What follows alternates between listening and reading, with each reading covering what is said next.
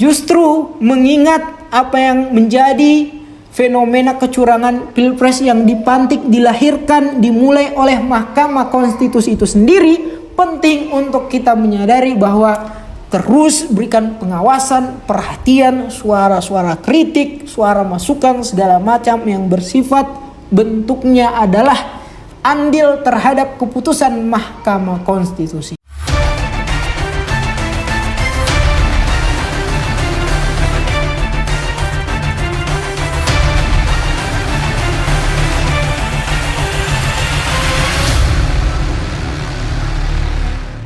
Bismillahirrahmanirrahim. Assalamualaikum warahmatullahi wabarakatuh. Alhamdulillahirabbil alamin. Allahumma shalli ala sayyidina Muhammad wa ala ali sayyidina Muhammad.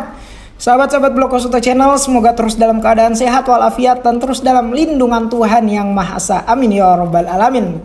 Balik lagi di Blog Suto Channel dalam obrolan berita-berita populer. Hari ini hari Jumat, sahabat-sahabat semua. Dan ada beberapa berita di hari-hari kemarin yang sudah kami rangkum, menarik untuk kita obrolkan ya.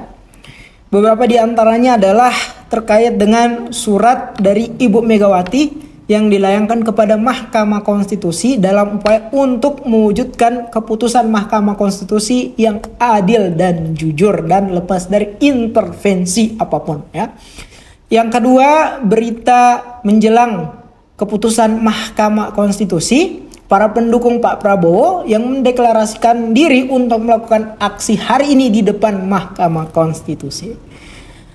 Kita obrolkan satu persatu sahabat-sahabat semua. Yang pertama berkaitan dengan surat dari Ibu Megawati. Tentu saja sikap atau cara politik demikian pasti mendapat respon negatif ataupun sebaliknya positif ya. Dan ya seperti pola-pola biasanya, respon negatif ini kemudian datang dari kubu yang berseberangan dengan pihak Ibu Megawati. Di mana di antaranya adalah Wakil Ketua Tim Pembela Prabowo Gibran, Pak Oto Hasibuan, yang mengatakan bahwa yang dilakukan Ibu Megawati tidak tepat, melihat Ibu Megawati merupakan bagian dari orang yang berperkara di Mahkamah Konstitusi. Selain itu ada juga komentar dari Pak Natalius Pigai ya, dengan mengatakan surat dari Ibu Megawati tidak lebih dari hanya sekedar surat cinta untuk memohon kasih sayang kepada Mahkamah Konstitusi. Terlebih dari itu dia juga mengatakan bahwa pasangan 01 dan 03 sibuk mencari suara di Mahkamah Konstitusi, dan sementara paslon 02 sibuk mencari suara rakyat. Nah, ini kan luar biasa nih komentar-komentar mereka ya.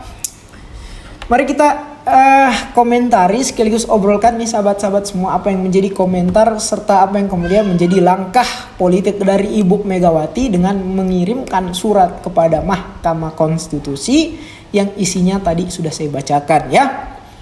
Nah, sikap dari yang dilakukan oleh paslon 01 dan 03 ini penting untuk disampaikan kepada para pendukung 02 serta all-in garis keras ya.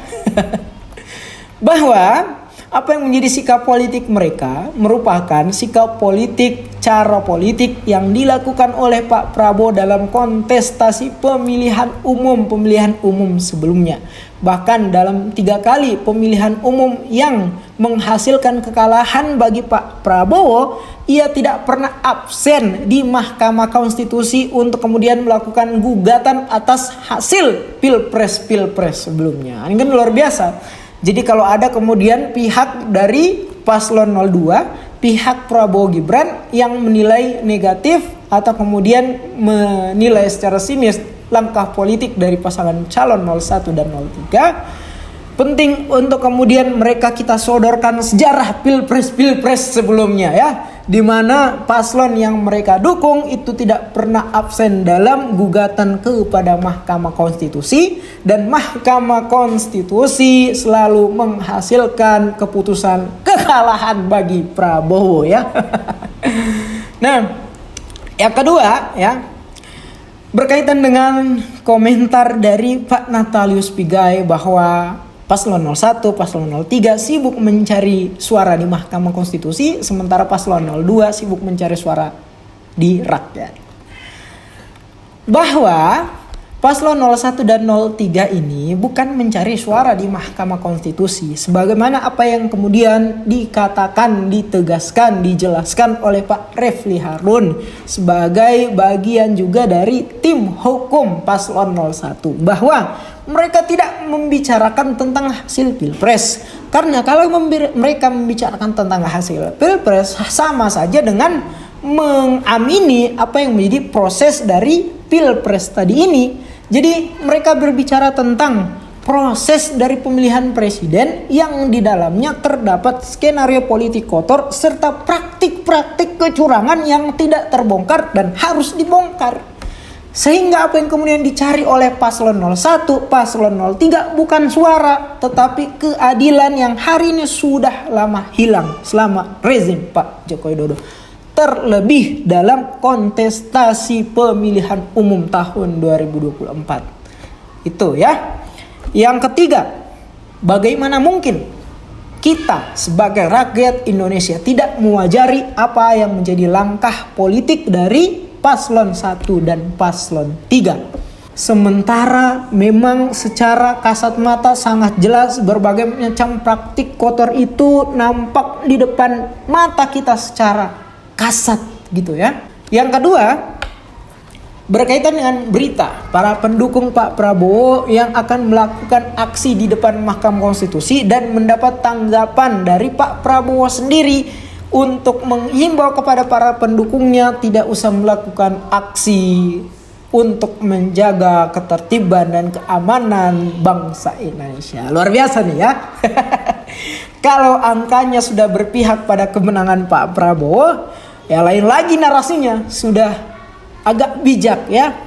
Kita lihat di tahun 2019 ketika hasil pilpres itu tidak menguntungkan beliau, secara eksplisit terbuka di depan halayak beliau berpidato, pemilu kali ini curang dan harus kita lawan. Agitasi kepada para pendukungnya melakukan aksi demo, tetapi kemudian dalam aksi tersebut mereka direpresi, ditendang, dipukuli, disemprot gas air mata, ya, water cannon dan lain sebagainya. Ucuk-ucuk di belakang ternyata Pak Prabowo ikut dalam lingkar kekuasaan untuk menikmati kekuasaan, ya.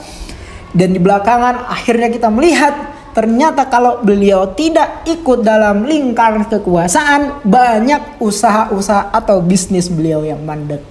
Luar biasa ya. Hari ini pidatonya semakin bijak. Tahun 2019 para demonstran melakukan vandalisme, jelas-jelas itu merupakan perkara pidana. Beliau tidak hadir sebagai tokoh atau pahlawan untuk kemudian menghentikan aksi-aksi dari para pendukungnya. Luar biasa nih ya. Lebih dari itu, sebetulnya kami melihat bahwa yang pertama, Pak Prabowo betul-betul sudah mencaplok habis apa yang disebut dengan Jokowisme.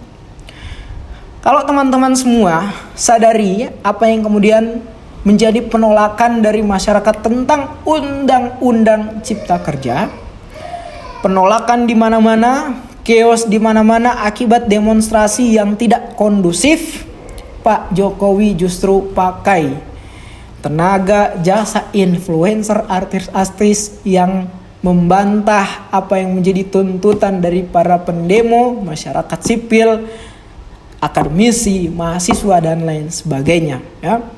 Nah, inilah yang dilakukan oleh Pak Prabowo hari ini, mencontohi apa yang disebut dengan Jokowisme, ya.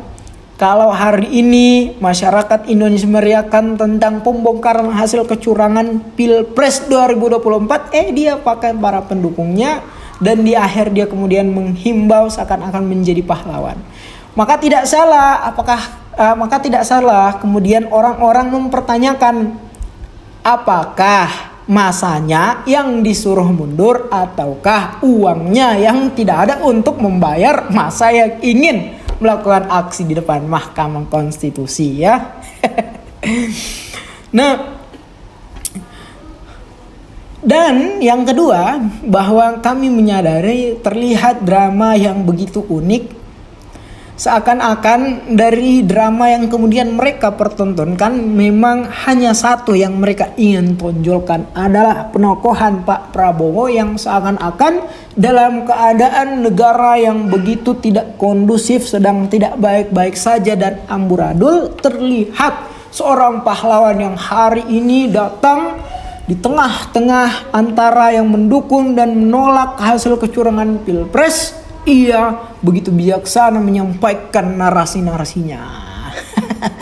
Nah, itulah drama yang hari ini sedang dimainkan oleh Pak Prabowo beserta para pendukung-pendukungnya, ya. Dan ini kepada para pendukung Pak Prabowo.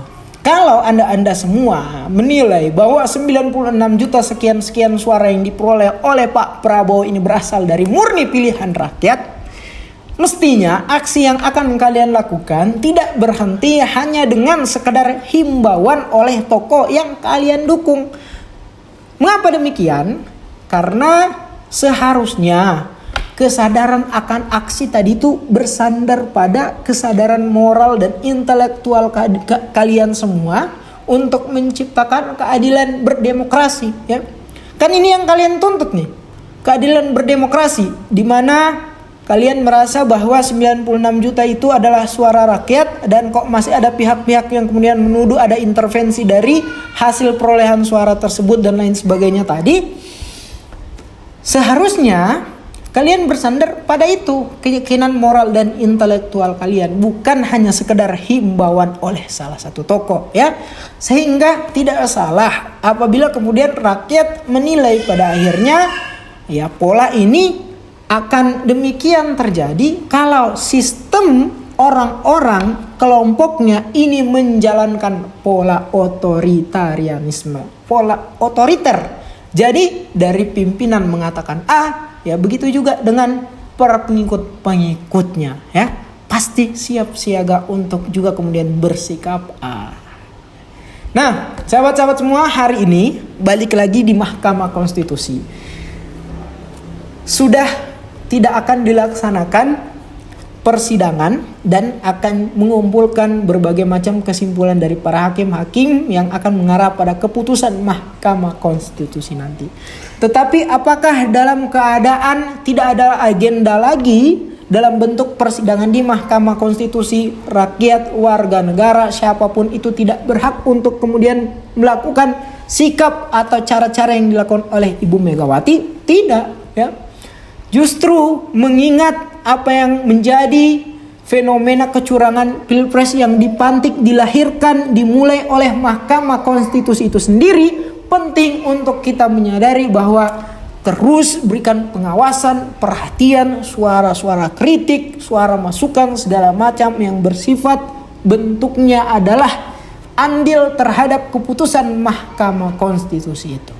Maka kami berharap tidak ada lagi orang-orang yang mendelegitimasi atau mereduksi segala macam gerak sikap-sikap politik dari paslon atau elit-elit politik yang mewakili suara rakyat terkait dengan pembongkaran kecurangan pemilihan umum 2024. Demikian dari kami, billahi taufiq wal hidayah. Wassalamualaikum warahmatullahi wabarakatuh.